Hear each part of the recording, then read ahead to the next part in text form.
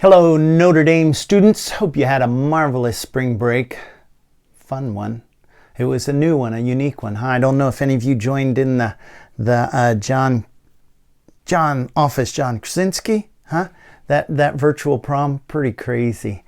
Anyway, happy to get to the questions we didn't get to during our Zoom session.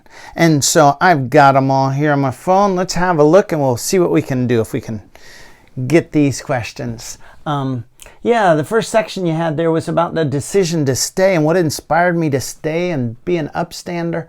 I think that we did talk a good bit about this during our conversation. I just took the whole chunk of questions here again. But I think definitely believing can make a difference was a big part of that.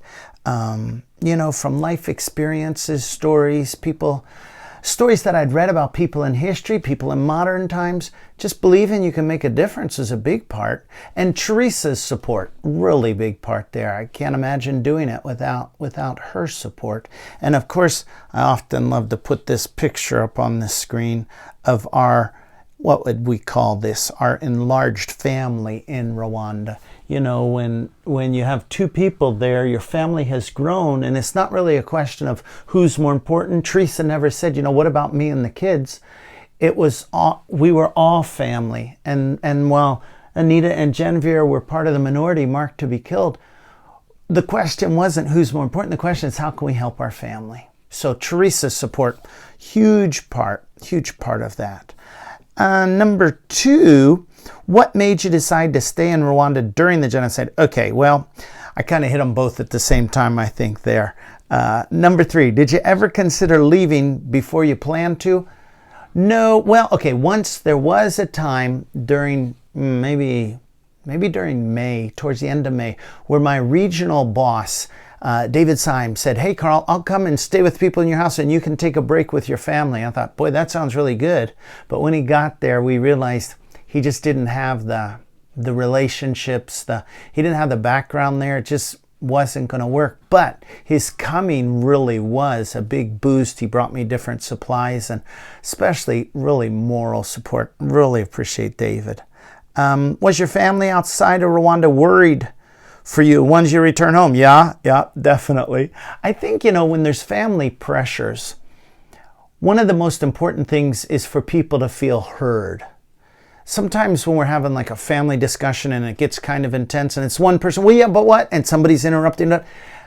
We don't stop often and just say, okay, wait, let me see if I have this right and repeat back. For people to feel heard, then it's so much more sustainable. You can support, I think, when people feel heard. Even if the decision doesn't go the direction they thought it should, like my family thinking I should come out. Honestly, I'm saying all this stuff about feeling heard. I'd have to ask my brothers and my mom and dad if they felt heard at that. Well, my dad, my mom's not. My mom passed a couple years ago. But I think that's a big deal with family pressure, is people feeling heard. The experience during the genocide, how did you cope with fear and anger at injustice while living through the genocide? Really good question. I've made a few notes on here. 3 things for kind of my recipe dealing with fear, but let's see, you also, fear and anger, but you also put in here at the injustice. Fear is often just, fear one hand, anger at the injustice. Okay, I got you guys. So having a mission was always super important to being able to not be paralyzed by fear. Teresa would tell you her mission was the kids. Initially my mission was the 2 people in my house, and then we started working in the orphanages and being able to bring food and water. You saw that you could make a difference, and that's a big deal. As I feeling like you can make a difference. I was thinking the other day about who's some people who keep doing the right thing even when they don't see that they're making a difference, and I thought, teachers, yeah. And yet teachers keep on, often without thanks or anything, any kind of gratitude. They keep going, keep doing the right thing. In our case, we were seeing results, which was a huge benefit. I also want to say here that courage is contagious. I really believe that. We were watching, won't get sidetracked. courage, a lot of emotions are contagious. And you want to really dig in a little deeper, check out this idea of mirror neurons. Okay, brain neurons, mirror neurons. Check that out. Pretty cool. Oh yeah, the other little note, glad I made my notes. When I was really angry at those who were doing the killing, I tried to imagine them as kids. What was it like when they were toddlers taking their first step? Come on, you can make it, and you back up a little more. Good boy, nice, good girl, way to go. Okay, wait, I sort of sound like I may be talking to my dog, but that a boy. Anyway, maybe they didn't have anybody doing that for them. It was a process of rehumanizing to think of them as little kids again. That helped me as well. Were you ever specifically targeted during there were several times. You guys, I think I mentioned, we have this little book with stories from the genocide. I recorded tapes of stories for my wife and children, and one of the stories in there is about a young man. He must have been pretty high up in the killing squad level of authority, the Interahamwe. He came in I remember, a white Care pickup, a Toyota 4x4, a little bit higher, 4-wheel drive pickup, and it said Care International on the side. He had a message for me from his uncle, and I had been threatened just 2 days earlier. Next time you come out of the house, we're going to kill you. I saw this opportunity with this higher level Interahamwe guy, and I said, hey, I'd really like to talk to your uncle. I don't even remember what the letter was about, but I jumped in his truck and we left the neighborhood. He was my escort out, which kind of broke the ice. I don't know how much ice there was outside the neighborhood, how serious that threat to kill me was. Probably not something to ignore, but for my own psyche, my own thinking, it broke the ice and got me back out there. Was there any moment while you were there that made an impact on you? A ton of them. I think, I marked a couple, the bayonet boy and the courtyard story. Let me tell you about the bayonet boy.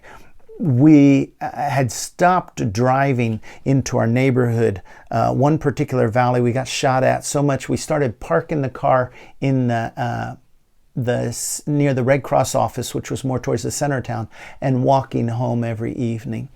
And this one day, as we went and picked up the car, I picked up some of my neighbors and was going to drive them halfway back to our neighborhood just so that they could have a much shorter distance to be carried or helped back to our neighborhood, since I couldn't drive all the way. And as we were driving back, all of a sudden there was a sniper attack, I guess. People started running in many directions. I only remember hearing one shot. My friend Gasikwa, who worked with me, he said there were a bunch of shots. But what I saw, one shot and one boy crumble.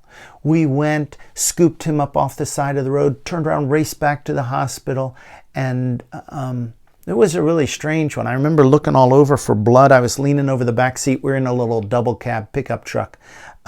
Leaning over the front seat into the back seat, trying to find any bleeding, that you could put pressure or something. No bleeding. We finally got him into a classroom at this makeshift field hospital the Red Cross was running. And as I examined, sure enough, because he kept holding his stomach, complaining his stomach was hurting so bad. And I rolled him over, pulled his shorts down a little bit, saw a little entry wound in one of his butt cheeks. And then I rolled him back over, and just under the skin of his stomach, I saw the outline of a bullet. Very bizarre. It had entered but not exited. Any case, that evening as we were walking back home, came face to face with a kid, an Interahamwe, one of the armed militia guys, and he kind of stops me with his bayonet, and he keeps coming closer and closer until finally his bayonet is just sort of poking me in the chest. And he's speaking in Kinyarwanda, and I know he wants money. I don't know Kinyarwanda, a few words. I knew the word for money, But I started speaking to him in French. I remember taking the blade between my fingers and stepping back and saying, look, we're not going to survive we're not going to survive this horrible time if we don't work together. We got to work together. And I stepped around his gun and him, and I just kept walking.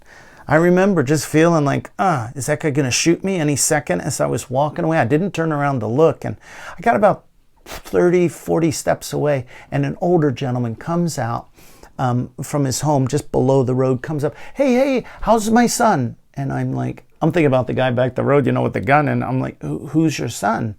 He says, I heard this morning you picked up my boy on the road, took him to the hospital. Ah, that was your boy, I said. Then I turned around, saw the guy with the bayonet, and I said, hey, Gwino, I called to him in Kinyarwanda, come here, please.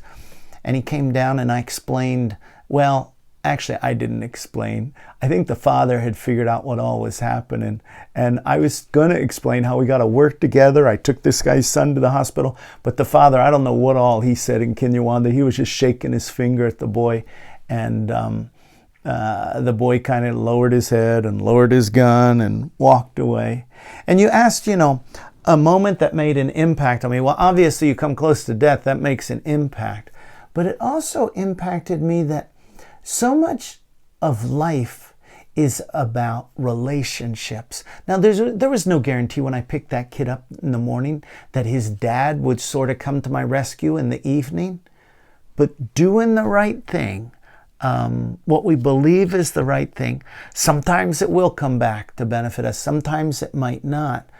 But I really like the idea of security through relationships. Security through relationships. Okay, restorative justice rebuilding. What was your initial reaction to the idea of restorative justice? Well, one more story. This might be our last story. We'll see. I'm not sure. We got a couple more questions, but I am back in Rwanda. I started going back in 2005, took my first group of teachers 2009. And this is probably 5 years, maybe 2013 or 14. And I'm in what I call a Reinvent Yourself camp with theater students from Buffalo State College. You can see these kids here. And this is where men who've confessed to what they did in the genocide are coming into the community after confessing in Gachacha. We'll probably talk about confession in a minute, but they're here doing projects to benefit the community. If I remember right, these guys were making bricks that would be used to build schools. Basically, they're reinventing themselves. I'm really pretty sure. I just talked to a lot of students and I talked to you guys, so I may overlap, but I'm guessing I probably talked to you about neural pathways and how the more we fire them, the stronger the coding on the outside gets. And that these men, this is the way we store information about life, world, other people, information about ourselves, and how we can make new pathways to reframe a situation, reframe the other, reframe ourselves. These Reinvent Yourself camps, TIG, French abbreviation, work in the interest of the general public, they were all about new brain pathways. The people you can't pay back for killing, but they can do projects in the community to reinvent themselves, new pathways, reinvent themselves in front of the community, new pathways. So whenever you see these people, the first and only thing you think is not genocide anymore, but you think about this new school or the road that they built or all these projects. So the reason I thought of this when you said what were my thoughts about restorative justice at the beginning, I thought it was fabulous. However, when I got right there among the men who had done the killing, and I saw this young lady put her hand on the back of this prisoner, well, there's no fence and wall, so it's hard to call it a prison. This restorative justice is about everybody buying in, but as she posed for a photo, part of me was saying, don't touch them. No. The murder, the rape, the torture, no. I know restorative justice sounds good. I'm having an argument in my head, The restorative voice is saying, this is the way forward. And the other voice, the gut voice, is saying, lock them up and throw the key away. Sounds like a better idea. So even though I might say restorative justice sounded good, there was a lot of new pathway building that I needed to do in my brain to really buy in myself. And while I was kind of having an argument between lock them up, throw the key away, restorative justice, I heard some kind of laughing, some chuckling, snickering behind me.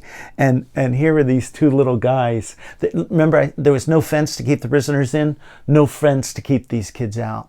And as I looked at these kids, man, all of a sudden, a serious reframing happened for me. In fact, I did this little diagram the other day. You see, when I was thinking, lock them up, throw the key away, I was the center of the universe. I was thinking of myself in the center. When I heard those little boys laughing and I turned around, I thought, oh man, what kind of future do we want for these guys? I put them in the center of the universe. And then I was able to reframe, yeah, restorative justice. Okay, I know part of me says lock them up and throw the key away, but look at these little guys. When I put them in the center of the circle, it really helped me on this pathway of building new neural pathways, because I wasn't just thinking about myself, I was thinking about them. This idea of who's in the center, that circle thing, has become a really important tool for me. So yeah, those are a few thoughts about restorative justice. Initial reaction. How's restorative justice different from other post-genocide healing methods? Honestly, I don't know other post-genocide healing methods. I'll be honest, there may be some out there, but I don't know. What I know is restorative justice is about bringing everybody together and then working towards everybody being in a better place than they were before the event. You know, we have life before, we have a horrible event, and restorative justice, both those who did harm, those who were harmed, those who watched the harm, everybody, can we get them in a better place than they were before? Hey? We don't want to just restore them back to before, because before, in this case, they were susceptible to genocide. So this idea of restorative justice has some profound, deep, exciting potential, but it's also messy and complicated and hard work. I hope maybe in your school you are already beginning to explore restorative practices where you build relationships. You're used to solving problems together in a group. It's not, like, oh, the teachers solve the problem, the administration solves the problem. No, everybody comes together to solve the problem. And is that it? Oh, no. Did you support the TEAS system, or did you think there's a more effective way of handling the crimes? No, I'm a big fan of that. That TEAS system is the Reinvent Yourself camp. I'm a big fan of that. I can't think of a more effective way. Were those who weren't able to forgive their perpetrators of wrongdoings, were they influenced by everyone else participating in the process, or did they use it as a reason to rebel? Okay, some of you might remember from the story of the orphanage where I was working with my two Rwandan buddies, Gasikwa and Dawson, and we were bringing water to Damas at the orphanage. Let me just grab a picture of Damas for a minute here. Okay, here's a picture of Damas, and this guy was a little kid at the time of the genocide. Damas ended up being a gacaca judge. Now, we haven't talked, maybe we did talk about gacaca, but that's where the people who did wrong came and confessed in front of the community, confessed to the murder, to helping the murderers, giving away people's hiding place. Damas was a big part of that confession, restoring. He said sometimes it was so emotional you had to just stop for the day, and everybody, wait, but my uncle hasn't yet. And no, it was a tough time, a tough thing to begin to navigate. Not because they weren't just confessing, people were asking, they were learning the truth. You know what's really interesting? I've thought about how used to be, I thought that for confession to be any good, the person had to be sorry, hey? But now I'm like, well, that's really nice if they are sorry, but a confession can help us learn the truth. And then we can begin to process the truth. Before we know the truth, we have a bunch of imaginary, we're story thinking people. We think in stories. We get a little bit of pieces and we fill in the rest with our imagination. When you learn the truth, you can process that truth. Well, you have a better chance of processing that truth. Damas told me that not only was he a judge during that gacaca time because the people in the neighborhood trusted him so much, he was the gacaca people were picked by their neighbors, okay? He said that people would come to him, and this was your question, how much were people influenced who didn't want to necessarily confess? And he says, people would come to me and say, oh man, I'm having trouble sleeping at night. I know I haven't forgiven the people. And sorry, I think I just used the word confessed. People who have not forgiven Were they influenced by people who were forgiving? And with forgiveness, I like to keep it simple. Forgiveness, not become friends or pardon or anything. That's not forgiveness in this simple way that we're looking at it right here. Just getting free from anger and bitterness. Okay? Anger and bitterness, getting free from those two. And they would come and say, Damas, I'm having a hard time sleeping.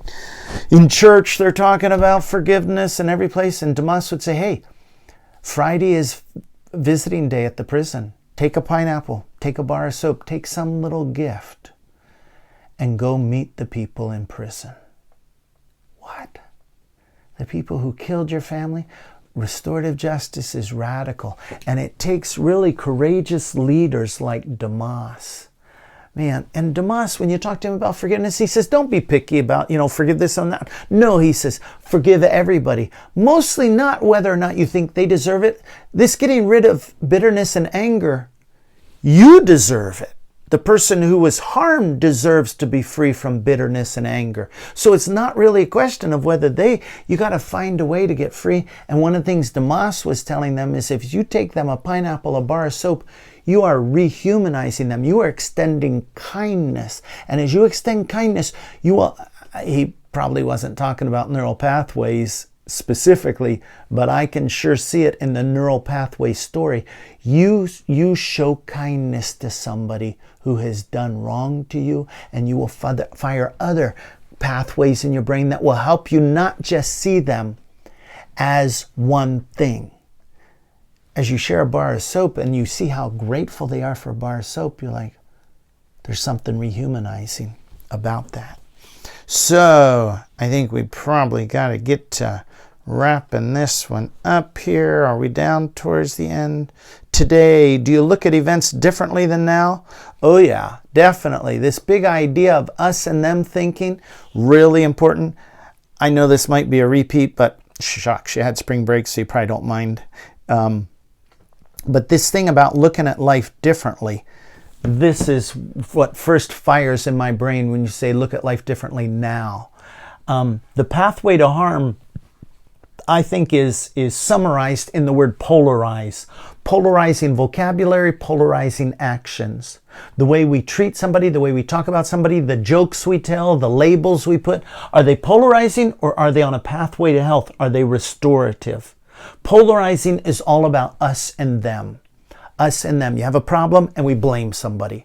Restorative is not about blame. Restorative, again, is about bringing everybody together. How can we make it better for everyone? So that's a big deal for me. Not trying to say, oh, that guy's polarizing and that guy's restorative. Or, that woman, she's super restorative. Oh, no, that one is really No, it's not for me to judge. In fact, I'm really working on getting rid of those judging pathways in my brain.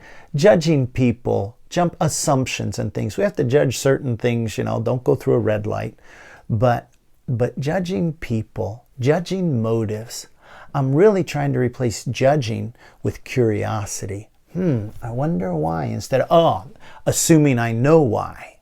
So that's one way that kind of my thinking has changed since the genocide, looking at events differently. If you could control other countries, what would you suggest they do so this doesn't happen again? Okay, I made 3 quick little notes, and I don't think it's just other countries. I think it's our country anywhere. This is not an exhaustive list. There's a bunch of more things we can do, but here's 3 things. I don't know if you've thought about these. One is people need to be heard. That's enormously important. We will fall victim to the influence of fear and anger much quicker if we don't feel heard. And that falling victim to fear and anger is a key part of genocide. So people need to be heard. Critical thinking, so important that we don't let other people think for us. That mass mentality was a big part of taking over in Rwanda. If people have a habit of forming pathways of deciding for themselves, that could be another way to put it, that you don't give your power of choice, your moral abilities, your moral thinking. You don't hand it to somebody else. We hold on to that ourselves. And then I just made a little note about social issues, maybe more seriously than financial issues. Hey, it seems like everything in so many countries is all about finance. But I heard that England, the UK, has a new Minister of Loneliness. You know, we got Minister of Foreign Affairs and Minister of Finance and Minister of all kinds of things, health and stuff, education. They have a Minister of Loneliness. Taking social issues would be a really big idea to me. I think a useful idea. Did living through the genocide change or impact your ideas on life and freedom? Oh, yeah. I would say that security... Oh, I forgot to change my color on this little, make the notes smaller. Security is a big deal to me, much bigger than it was before. You can probably understand why. And I wrote here, life is about life. It's about not harming, but healing, about creating, not destroying. So I become a lot more intentional about nonviolence. Nonviolence in vocabulary, nonviolence in action, nonviolence in thinking. And nonviolence isn't not just simply, I'm not going to punch that guy. Nonviolence, once again, is the opposite of polarizing. Nonviolence is connected to patience. Nonviolence is connected to curiosity and not judging. So nonviolence is a big thing. And this last idea, freedom is an inside job. Yeah, that's the last question. That's where I wanted to end with you. I wanted to share with you this book that I just got, and I've only read the introduction, okay? So it's kind of risky to recommend a book which you've only read the introduction, but the introduction was so powerful. In fact, I'm thinking I'm going to make another video. If you want to hear more about this book, I will. I'll make another video in the next day or so. Maybe by the time you get this video, you look on our YouTube channel and you'll find a little video about Zainab Salbi. I'm not sure if I'm pronouncing her name right, but she was born in Iraq, and she talks freedom is an inside job. Let me just. I saw some interviews of her too, so I'm not just going off the introduction, but I just thought I'd leave something with you that I'm really interested in digging into right now myself. Freedom's an inside job. She talks about so many divides today between the left and the right and the rich and the poor and citizens and foreigners. She says, as an Iraqi-born Muslim American who has worked most of her life in service to victims of war, especially women, I've lived through instability and unrest. I've known dictators and world leaders. I've dodged sniper bullets, fought for justice. I've tried to address some of the world's rights and wrongs through my humanitarian work in war zones and later in my media projects that shared some of the struggles and triumphs of people around the world, from the third gender movement in India to the wives of ISIS. Man, I haven't thought about those people. Third gender in India movement, ISIS, wives, to young Muslim Americans deciding to wear a headscarf. I know conflict, struggle, and division intimately. I've learned that when we lead with fear and anger, we eventually become the very aggressors we're fighting against. We become what we despise. Man, this is especially important right now. I'm not going to keep reading the introduction. You can check it out, or check out, I'll make a video about this. But I wanted to end on that note. Thank you guys. Really enjoyed, always enjoy my conversations with Notre Dame. Thanks to your teachers, and I hope we'll get to cross paths again. If you have questions that you still would like to explore, your teacher has my email. Happy to explore any questions you have further. You are not bothering me. I enjoy. Okay, sometimes I enjoy. Sometimes it might not be enjoyment, but it's super valuable digging into some of these questions. So, thanks.